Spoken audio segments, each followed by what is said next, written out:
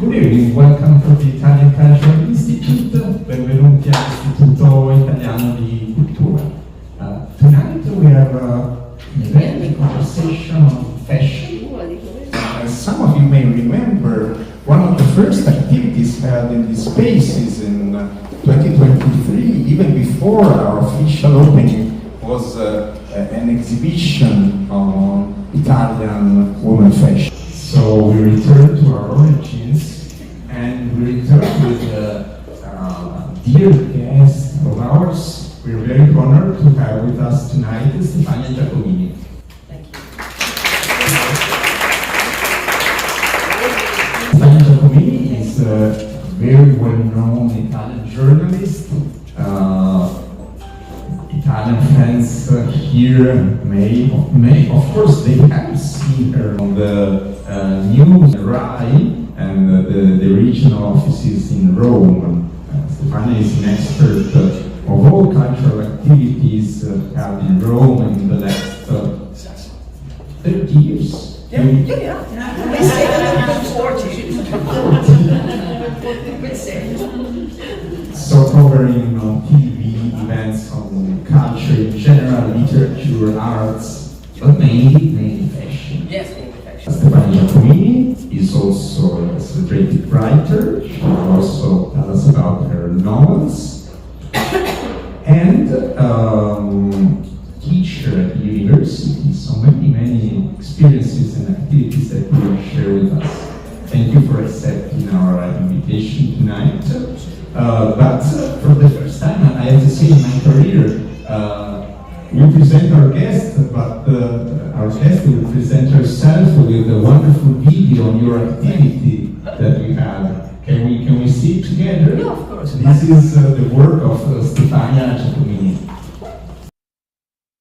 Chi di solito scrive e parla di altri difficilmente parla di se stesso. Ci proverò. Anchorwoman e reporter. Tra i miei ricordi, molti personaggi famosi e i miei libri.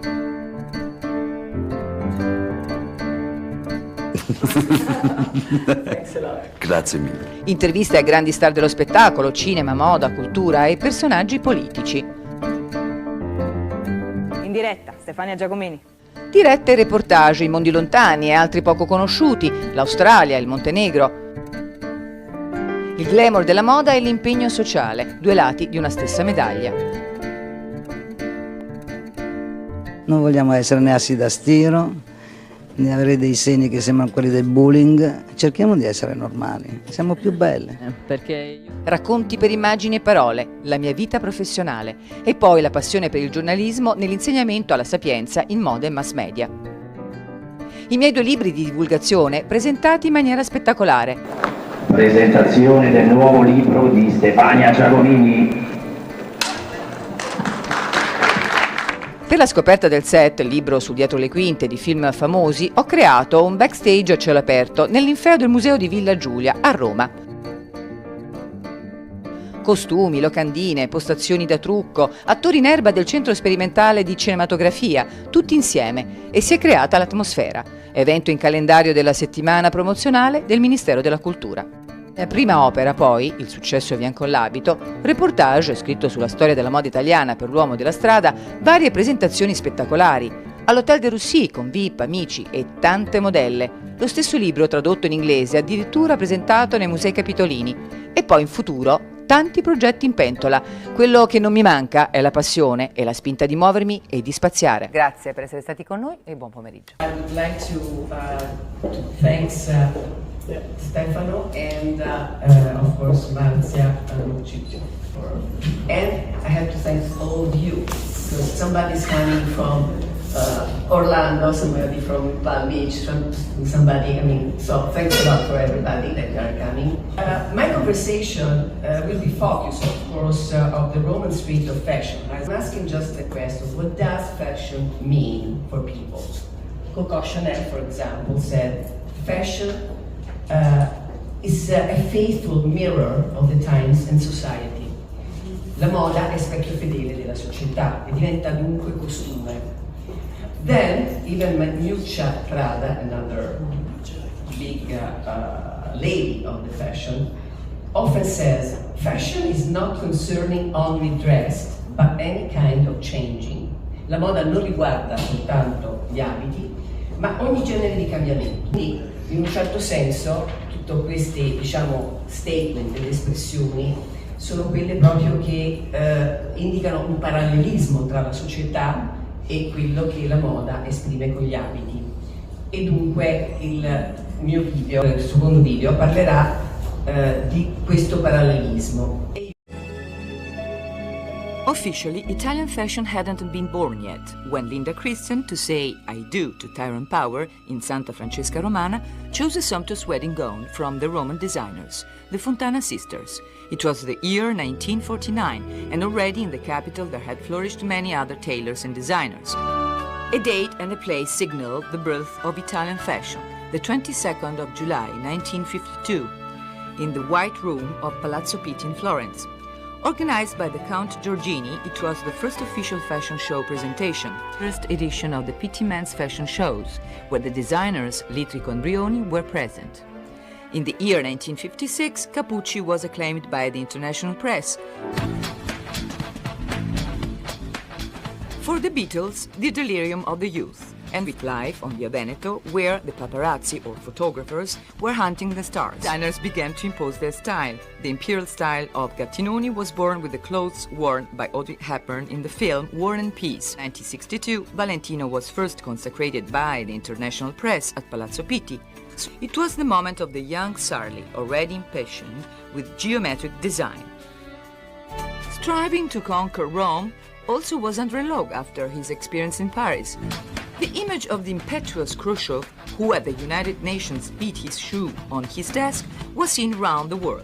The shoe was an Angelo Litrico signature. Rock fans, flower children, by the thousands at Woodstock. I take inspiration from women of diverse cultures and countries. Lancetti launched a revolutionary idea to transfer classical themes from paintings onto fabric, Modigliani, Matisse and Picasso, to contract licenses for his grave. Rocco Barocco had already become known to our stars. The firm became successful as farriers, and together with Karl Lagerfeld, changed and revolutionized the concept of art. From the United States came the high Saturday Night Fever and the Yuppie movement. The international press loaded Armani, Valentino, Versace. In the capital of Rome, fashion discovered palaces, monuments and squares. Unique was the fashion show at the Fountain of Trevi, but polemics occurred because of the plexiglass placed. Much opposition also occurred regarding the use of monuments for the fashion shows. The unique exception was Piazza di Spagna. That occurred in 1989 when Valentino announced that he would present his collections in Paris. With a click and you see clothing via the internet page, Valentino promoted the association Life in favor of people suffering from AIDS. And the restoration of the stairs, Cordonata, was a gift of Laura Biagiotti, another great name of Italian fashion. Roman Mattiolo experimented for his presentation spectacle in uncommon spaces. Centrale Montemartini, the studios of Cinecittà, the bridge of the Castel Sant'Angelo, the Campidoglio. The television network, after Piazza di Spagna, invented another, Piazza Navona. It was the year 1993. In 2000, the Jubilee was celebrated. The first time in the history of the papacy that the Vatican opened its doors to the protagonists of fashion, a sign of recognition of the value of the sector, but perhaps also pushed by a desire to reflect against the excesses. The renovated agency of fashion is presented with a new name and logo, Alta Roma Style and Events Agency.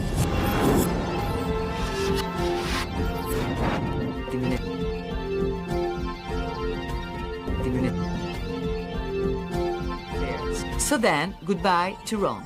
Arrivederci Roma. So thank you, Stefani, for this introduction to the history of Italian fashion. As you're saying, fashion is not just an industry, it's an important element of Italian culture, in general, of Italian identity. Exactly. Am I right? It's image, and also it's a very important image for the other section of our industry. So let's have a tour of Rome with our next video prepared by Giacomini.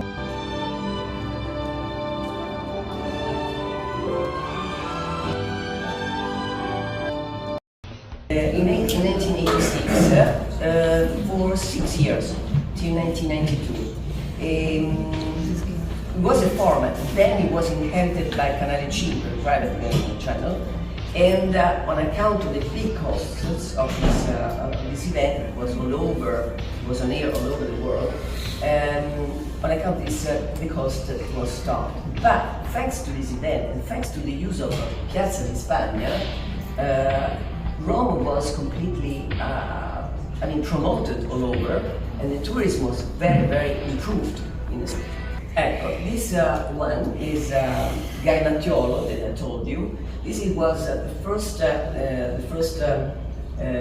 fashion capital using the Ponte Sant'Angelo, with the top model, Naomi Campbell, Claudio Schiffer. At the time of the Spanish steps, even Cossiga, the president of our republic, was hosting in his residence Armani, Versace, Ferré, Valentino, Paola, Fendi, Kritz and Vano Ferragamo. It's very interesting because the use of Piazza della Moda, for example,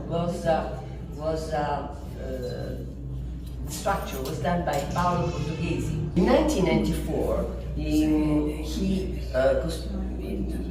designed 2 round gazebos, and it was inspired to the Baroque public parties, and also a year later it was inspired by the Guggenheim Museum in Bilbao. Gattinoni is a brand that was very linked to what is happening in the society.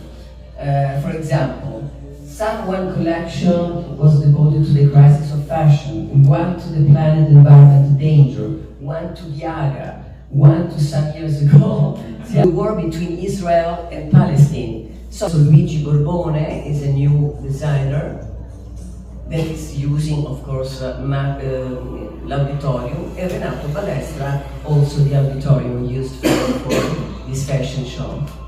Antonio Grimaldi is using the video medium, because he says cost of the capsules are very, very high.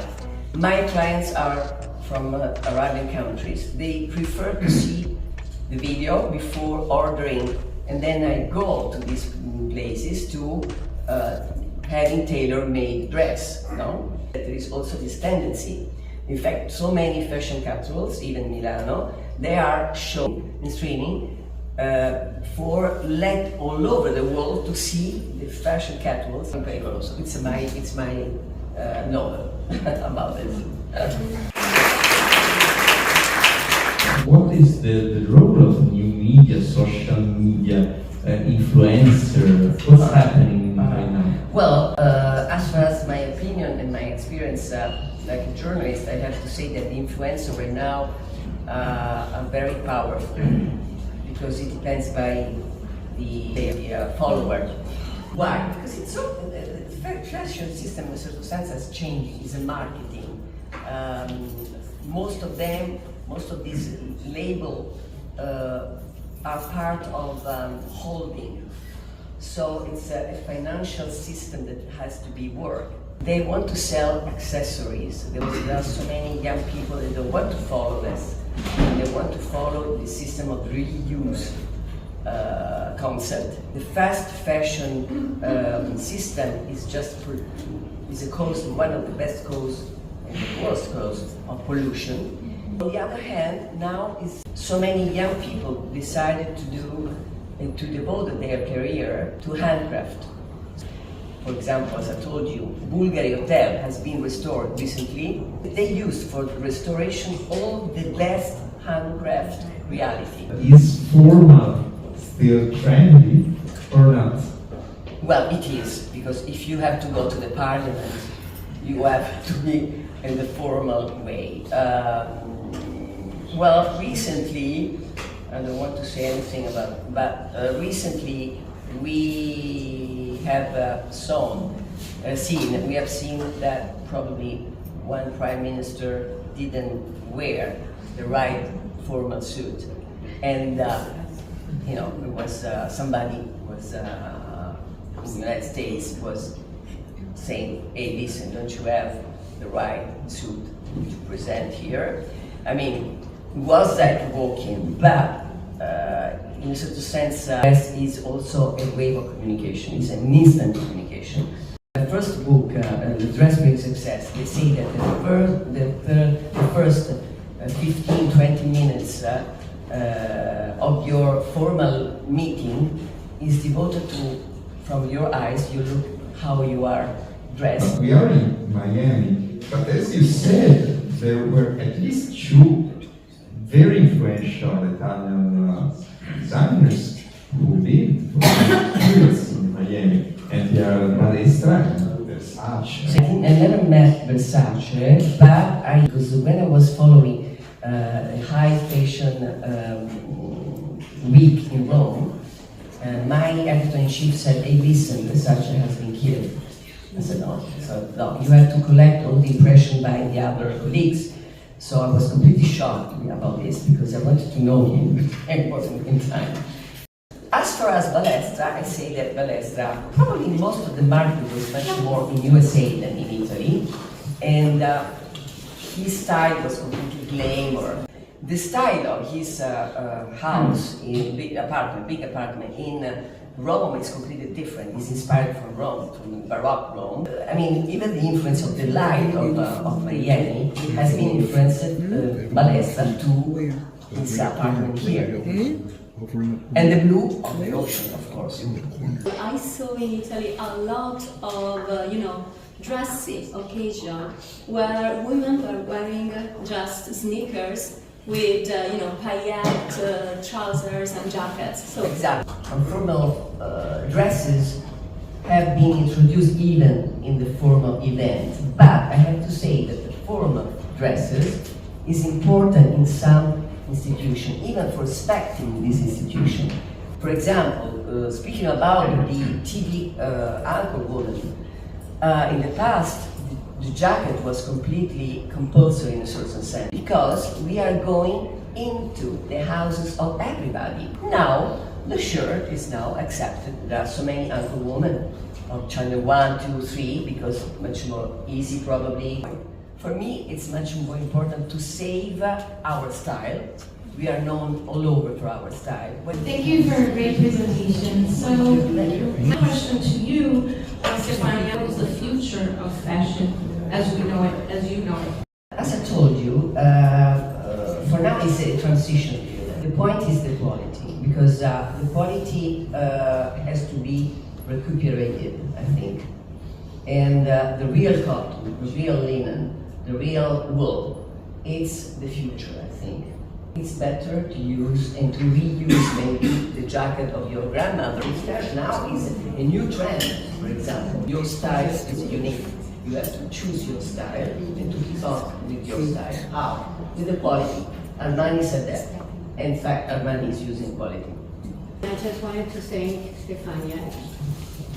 Lei è meravigliosa. Thank you!